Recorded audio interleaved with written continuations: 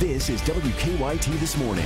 Good morning. Here we are getting set for a warm weekend. I'm Bill Bryant. And I'm Rebecca Smith. It's January 29th, the last Friday of the month. Unbelievable, isn't it? Here comes February. Now at 6:30, a Central Kentucky woman could face life in prison after being convicted of murdering her boyfriend. Investigators are looking for clues after a late-night fire at an old Lexington motel. And the Kentucky Wildcats hoping to end one of the longest home winning streaks in college basketball this weekend. Couple of flurries out there at this very moment. We're seeing those temperatures there in the 30s, and look, you're not going to budge that much as we approach the rest of your afternoon. Maybe a couple of degrees, and that's about it. So those morning flurries get out of the way. Pretty decent afternoon. Beautiful weekend. I'll have that in just a few minutes. All right, we'll enjoy that. Let's get to the news now. A Scott County woman has been convicted of killing her boyfriend. Melinda Turner told police that 3 men broke into her home in 2010 and stabbed Maxwell Pomeroy Jr. to death. A jury is not buying her story. WKYT's Mark Barber is live in Georgetown with the latest. Mark? Good morning, Rebecca. Now that Melinda Turner has been found guilty of first-degree murder, she could serve anywhere between 20 years to life in prison. This morning, we are still waiting to hear just how much time she will serve. Now, a jury here at the Scott County Courthouse found her guilty of murder yesterday in connection to the death of her boyfriend, Max Pomeroy Jr. When police questioned Turner after he was killed back in 2010, she told them that 3 men broke into their home and stabbed Pomeroy before they left through a back door. According to our news partners at the Herald Leader, the coroner told police during the trial that Pomeroy had been dead for hours by the time police found the body, which was longer than Turner had said. Her defense attorney fought back during the case. The Herald Leader says he focused on the fact that police never found the murder weapon and they did not have any forensic evidence tying Turner to Pomeroy's death. According to the Herald Leader, the jury took about 6 hours yesterday to find Turner guilty of her boyfriend's murder. Now, when we spoke with Pomeroy's parents back in 2011, they told us that he was in an abusive relationship with Turner and that she had been arrested several times. Now, more than 5.5 years after his death, this guilty verdict may finally bring them some closure to this very difficult time in their lives. Live in Georgetown, Mark Barber, WKYT. All right, Mark, thank you very much. We'll find out what that sentence is soon. Now, Governor Matt Bevin is claiming that a Planned Parenthood clinic in Louisville is performing illegal abortions. In a statement, the governor said, quote, "They are openly and knowingly operating an unlicensed abortion facility in clear violation of the law. We will use the full force of the Commonwealth to put a stop to this." Planned Parenthood says the health clinic opened in Louisville last month, and they say they applied for an abortion facility license and began services under the guidance of the state office of the Inspector General. The Kentucky House has voted to amend the state's informed consent law to allow real-time video consultations between doctors and women at least 24 hours before an abortion. Republicans had been pushing for a version of the bill that would require face-to-face meetings. The version passing the House incorporates telemedicine into this politically charged issue. If the Kentucky Senate agrees to the altered bill, it could then be sent to Governor Bevin's desk. Well, a Lexington woman whose tribute to her late husband was stolen is now getting some help from a local business. The story is getting a whole lot of attention on social media. WKYT's Michelle Chamberlain is live in Lexington with an update. Good morning. Nicole Brazil says she just wants that part of her husband back, and J&H Outdoor Store is hoping to help. They're offering a $500 reward in hopes that someone returns Nicole's memorial box. Now, Nicole's husband passed away a year ago, and in honor of his passing, she created a free little library. It's a box full of books that you leave outside. You borrow a book and return one. Nicole placed that box outside her home near the sidewalk. It was on a chair. Both the box and the chair were gone within 24 hours. As people are passing, they browse through and they select a book that looks interesting and they read it. Maybe they return it, maybe they return a different book. Now, this box was also covered in stickers, and one of those stickers was a J&H Outdoor sticker. When the local business saw that, they decided to offer up the reward. So they're offering a $500 reward in hopes that the box is returned. Live in Lexington, Michelle Chamberlain, WKYT. Let's hope she gets that back. Very sentimental for her. Well, the Jessamine County Sheriff's Office needs help finding a couple of missing teenagers. Deputies say 14-year-old Taylor Garland of Nicholasville was reported missing Tuesday. They think she's with 16-year-old Alex Evans of Owensboro, who was reported missing January 7th. Police consider both teenagers to be in danger because of medical issues. It's coming up on 6:35 now here on WKYT, and this morning firefighters are trying to figure out how a fire started in a vacant Lexington motel. It happened just after 10 last night at the Old Continental Inn on Eastland Parkway near New Circle.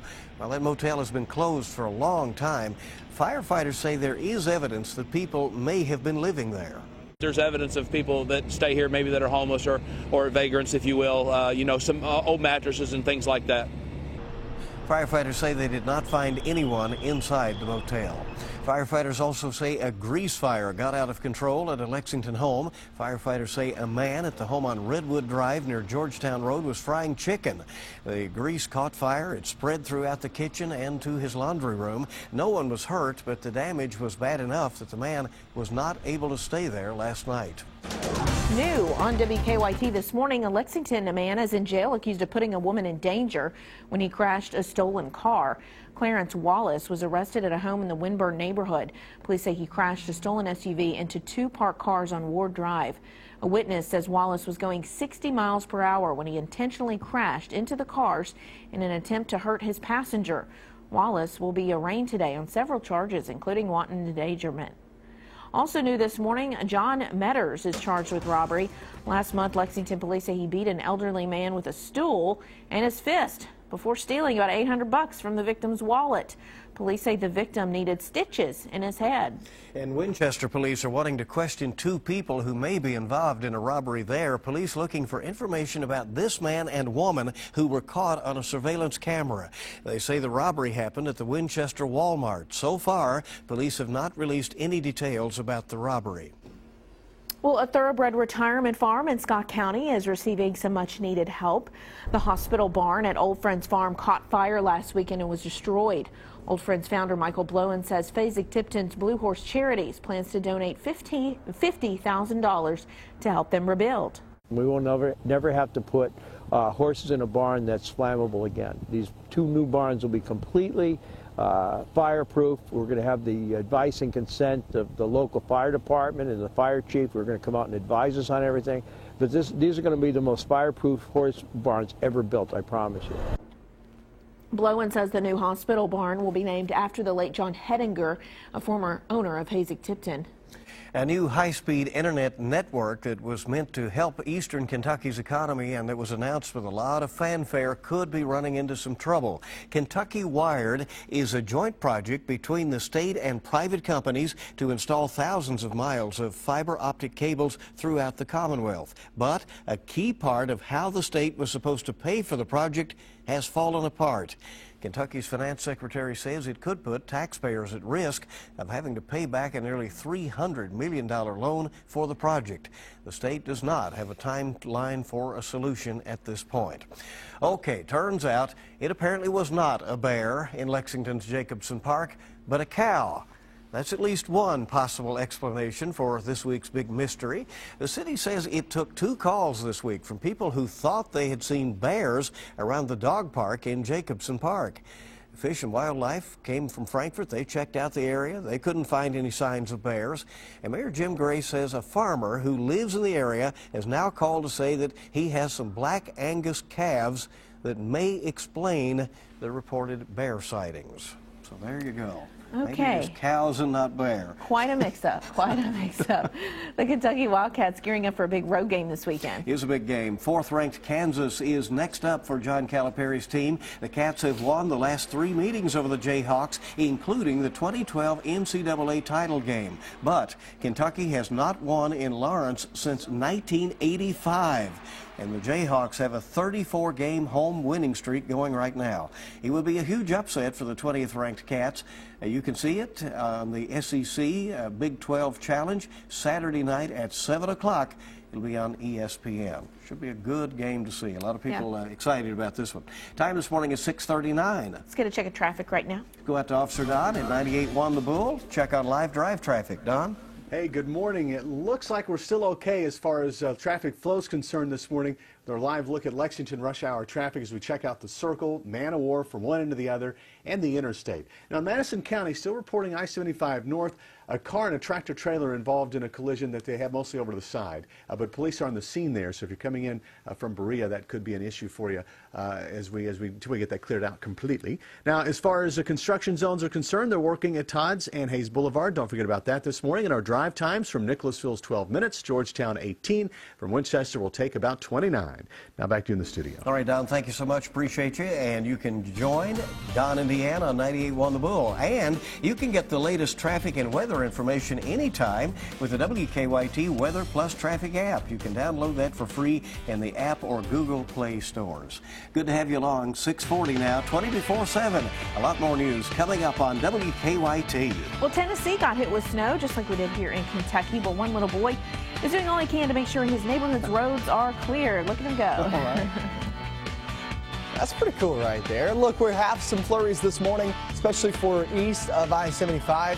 Get into the afternoon, get rid of those. Still a chilly day, but much better for the weekend, and even 70s in your forecast. I'll have that coming up next. By our forecast with meteorologist Micah Harris. The main thing to focus in on this morning is over toward the southeast, into the mountains. You get into Pike County, Martin County, Floyd County, Prestonsburg, out toward Pippa Passes in Nye County. That's kind of the area that I'm most concerned about this morning. And I say most concerned. It's not a high concern just because we're not seeing that much there on the ground. But a coating could be on some of these roadways. Just got to keep that in mind as you're traveling this morning. We'll look northbound into the I-64 corridor and a few flakes, few flurries flying through. That won't be an issue. Temperatures now in the 30s. And as we track off into the afternoon, it doesn't rise that much more, maybe 2 to 4 degrees. So what you feel outside this morning is basically what you're going to feel this afternoon. The good news here is nothing's going to be falling out of the sky later on today. So near freezing there by noontime, a chilly afternoon. There's no doubt about that at 38 degrees. It's just below average, though. It's not that far. So it's a chilly day, not extremely cold day. Then we get into your weekend. You're talking about a mild swing in temperatures. You're looking at 53 on Saturday, 57 on Sunday. Both of those days will remain dry, but you get into Sunday late in the day, I would say evening and nighttime as of right now, is when it looks like some rain will move on in, and that will be the start of a pretty active forecast as we track toward next week. Not only is it going to be active, but boy, is it going to be warm. We're talking temperatures near 70 degrees on Tuesday. You heard me right. 70 degrees in February is not good. I know a lot of us enjoy that feel, and it'd be pretty nice to feel that throughout the day, but once we get off into the afternoon and evening hours at 70 degrees, that's a strong system. That is really one day we have to watch out for as we track throughout the next 5 days. Still 5 days out. There's several things that could change, but really we're pretty confident still 5 days out that we'll have at least some strong storms out of this. And I'm not talking about winter storms. I'm talking about strong to severe storms, thunderstorms, okay? So we'll need to be watching that day very closely. But at least we get about 4 days out of that. So this weekend looks pretty good. Monday we'll have a few showers. Tuesday there's those thunderstorms at 70 degrees. All those days 50s, 60s, and 70s. And then the bottom drops out there on Wednesday as that front actually pushes on through. 30s there on Wednesday and back to the 20s on Thursday. But it's a nice stretch, guys. We go from 38 to 53 in 24 hours. I'll take that. It's not that bad. Yeah. That looks pretty good there. Sign me up for that. Looks like it's a gradual warm-up, but the thing on Tuesday, we'll have to watch that. Yeah, very closely. All right, 6:46 right now. Well, Road Crews across Kentucky, of course, put in a lot of man-hours to get those roads clear. In Tennessee, one 3-year-old put in some smaller man-hours to clear out the snow in his neighborhood. Sam Curry got a bulldozer for his birthday last month, and ever since he has been putting it to work. His route around his neighborhood may be a little unconventional, as you can see there, but his parents are really proud. We got out there and the driveway was a little clearer, the roads, and we put him on it, and he was going all up and down the street, people stopping, talking to him about it. He was having a big time. All right, having fun in the neighborhood. The Currys say Sam will hit the roads after the next snow to plow again. Sam's mom says some of the pictures that she posted of him have gone viral. Well, it looks fun there, right? Oh, doing his part. I guess he's a Tennessee volunteer, volunteering yes, to do living that up work. to that name, Yeah, he is. All right, it is coming up on 6:47, and it's so good to have you with us bright and early on your Friday. We have more news. Stay with us. Coming up, our political director helps us break down last night's GOP debate and Donald Trump's competing event. Plus, Walmart shuts down more than 100 locations. So what happens when a small town loses a big box store? More real news coming up on CBS This Morning, next. Good morning. Still to come as the Zika virus spreads, the concerns continue to grow. Dr. John LaPook will explain what all Americans need to know about this virus. It's coming up on CBS This Morning. They're getting ready to go there at the CBS Broadcast Center in New York. It's about 10 minutes away here on WKYT. Our top story is a Scott County jury has convicted a woman of killing her boyfriend. Last night, the jury found Melinda Turner guilty of murder. In 2010, 26-year-old Maxwell Pomeroy Jr. was found stabbed to death inside their Georgetown home. Turner told police that 3 black men broke into the house and killed Pomeroy. Turner faces 20 years to life in prison. New this morning, 2 men wanted by police in connection to a church theft are now behind bars. Police in London have arrested Joshua Buchanan and William North. They were wanted by the Whitley County Sheriff's Office. Police say the pair broke into cars outside of 3 Whitley County churches during Sunday morning services earlier this month. Police identified them as suspects after seeing surveillance video. We have some new information this morning about a murder investigation out of Scott County. Detectives were back at the crime scene last night on Tips Lane. Sheriff says they were using special equipment to get another look at that scene. Investigators say witnesses saw 2 men attack and shoot 24-year-old Jeremiah Washington Saturday night. Washington was from Memphis, Tennessee. Police do not know why he was in Scott County. No arrests were made. When you're treated badly, you have to stick up for your rights. That's what Republican presidential candidate Donald Trump told a crowd at last night's rally in Iowa. Trump boycotted the last GOP presidential debate before the Iowa caucuses because of a feud with debate host Fox News. Trump told students and veterans at Drake University that he would have preferred to have been at the debate, but he said he felt he had no choice. Donald Trump's absence from last night's debate put the spotlight on rivals Ted Cruz and Marco Rubio. Rubio needs a strong showing in Iowa in order to stay in the top tier of candidates. The 2 senators were confronted with video clips suggesting that they had changed their positions on immigration, one of the most contentious issues among Republicans.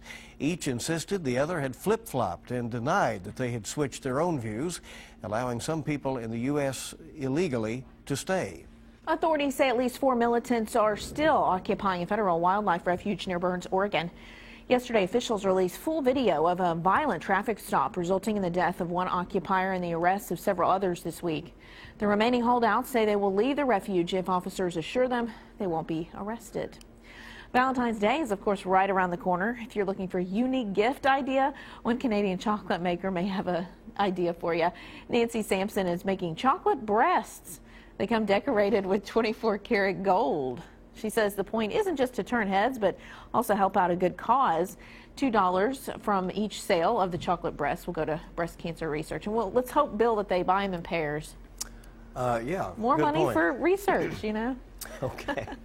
Attention getting, no doubt. 6:53 is our time right now. And on WKYT.com, a week after that major storm rolled through, we still have the closing bar up on our homepage with more than 24 closings or delays this morning. In Scott County, a jury deliberated about 6 hours before convicting a woman of stabbing her husband to death. They rejected her claim that a group of men broke in and killed him.